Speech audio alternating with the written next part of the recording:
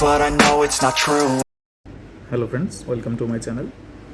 আমি আজকে আপনাদেরকে ছোট্ট একটু ট্রিক্স দেখাবো। আপনারা অনেকে অ্যাকাউন্ট তৈরি করছেন, অ্যাকাউন্ট তৈরি করার পরে এখনও হয়তো আপডেটটা একটু আপনাদের জন্য ভালো হয়েছে যে আপনারা কাজ করতে পারছেন, কিন্তু অনেকে যেটি করছেন যে অ্যাকাউন্ট তৈরি করার পরে সেটিকে লগ আউট করে আবার লগ ইন করে কাজ করার চেষ্টা করছেন। সেই মুহূর্তে যেই প্রবলেমটা ফেস করছেন, হয়তো আপনারা আপনাদের কোথাও থেকে একটি মেইল আইডি অথবা নাম্বার ভেরিফিকেশান করেছেন, কিন্তু লগ আউট করার পরে যখন লগ ইন করছেন তখন আপনার স্ন্যাপ থেকে একটা ভেরিফিকেশান কোড চাচ্ছে সেই ইমেইল অথবা নাম্বারের রেসপেক্টে। তো আপনারা হয়তো দেখা যাচ্ছে ট্যাম্প মেইল ইউজ করেন, যার কারণে যে প্রবলেমটা হচ্ছে ট্যাম্পলেটটা কোথায় চলে যাচ্ছে আপনারা সেটা খুঁজে পাচ্ছেন না, অথবা নাম্বারটাও হারিয়ে ফেলছেন, সেখানের কোডটা খুঁজে পাচ্ছেন না। কিন্তু একটি অ্যাকাউন্ট আপনি সম্পূর্ণ করেছেন, যে কোনো কারণে সেটাকে লগ আউট করে আবার লগ ইন করার কারণে সেটাকে আর প্রবেশ করতে পারছেন না এবং কাজ করতে প্রবলেম হচ্ছে। তো আজকে আমি সেই জিনিসটা দেখাবো যে একটা অ্যাকাউন্ট তৈরি করার পরে সেটা লগ আউট করে আবার সহজেই কীভাবে লগ ইন করা যায়। তো চলুন দেখে নেই। তো এর জন্য সর্বপ্রথমে আমি আমার ভিপিএনটি ধরে নিয়েছি এবং একটি অ্যাকাউন্ট আমি খুব শর্টলি করে দেখাবো, একটু দেখুন।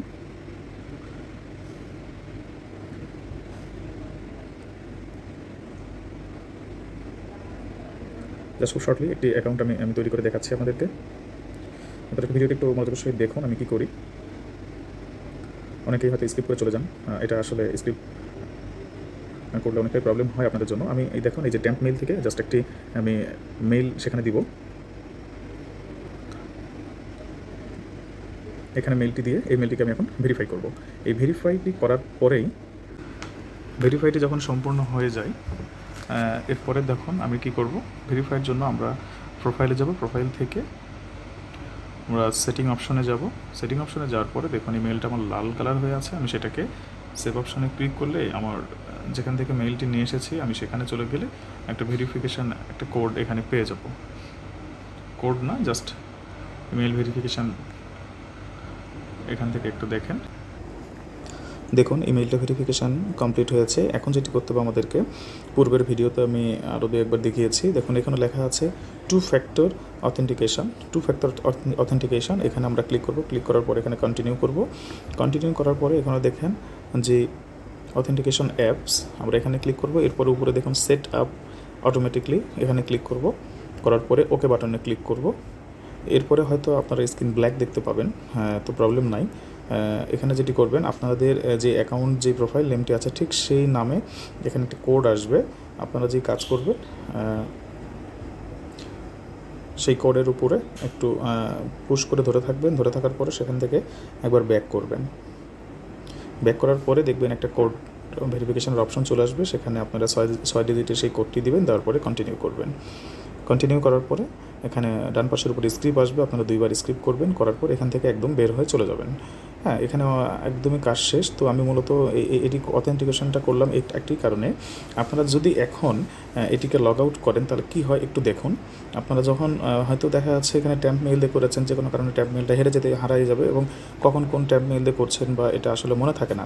এখন দেখুন এই যে প্রোফাইলটা, এটা আমি জাস্ট লগ আউট করব। দেখুন এটা আমি অলরেডি লগ আউট করলাম। অটোমেটিকলি যদি চলে আসে সেটা তো অন্য কথা, বাট ম্যাক্সিমাম টাইমে যেটা কোড চাইবে, যদি কোডটা চেয়ে থাকে, দেখুন এখানে আমার চলে আসছে। আমি যদি আবার এটাকে লগ ইন করতে যাই, দেখুন আমার এখানে কোড চাচ্ছে। তাহলে এই কোডটা আমরা কোথায় পাবো? এখানে যদি নাম্বার থাকতো অথবা ইমেইল থাকতো, আমাদের ক্ষেত্রে এটা ধরে নেন যে 90% আপনি আর এটাতে প্রবেশ করতে পারবেন না, হয়তো ভাগ্য ভালো থাকলে 10% পারলেও পারতে পারেন। কিন্তু আমি এখন যে সিস্টেমটা দেখালাম এইটা করলে কোনো প্রবলেম হবে না। আমরা আপনি এখন যেটি করবেন, এখান থেকে সরাসরি বের হয়ে যাবেন। বের হয়ে যাওয়ার পর যে অথেন্টিকেশন যে অ্যাপসটি যেটা আছে প্লে স্টোরে পেয়ে যাবেন, সেখান থেকে ডাউনলোড করে নেবেন। দেখুন এই অ্যাপসে একদম দেখুন আমি যে অ্যাকাউন্টটা তৈরি করেছি সবার শেষে যেটি আছে, জাস্ট এটার উপরে আমি ক্লিক করে ধরে থাকবো। ধরে থাকলে এখানে কোড যেটা আছে, কোডটি অটোমেটিকলি কপি হয়ে গিয়েছে। এখন আমি কী করব, এখানে এসে জাস্ট এই কোডটি দিয়ে দেবো। কোডটি দেওয়ার পরে কন্টিনিউ করব। আশা করছি অ্যাকাউন্টটি ওপেন হয়ে যাবে। দেখুন আমাদের অ্যাকাউন্টটি ওপেন হয়ে গিয়েছে। আপনি এখানে যতবার ইচ্ছা এখন এটা করতে পারেন, কোনো সমস্যা নেই। হ্যাঁ, এটা কোনো প্রবলেম না। তবে আরেকটি কথা, আপনারা যে স্ন্যাপে যে অ্যাকাউন্টটি তৈরি করবেন, ওই স্ন্যাপ অ্যাকাউন্টটি বারবার ওই স্ন্যাপেই ইউজ করবেন।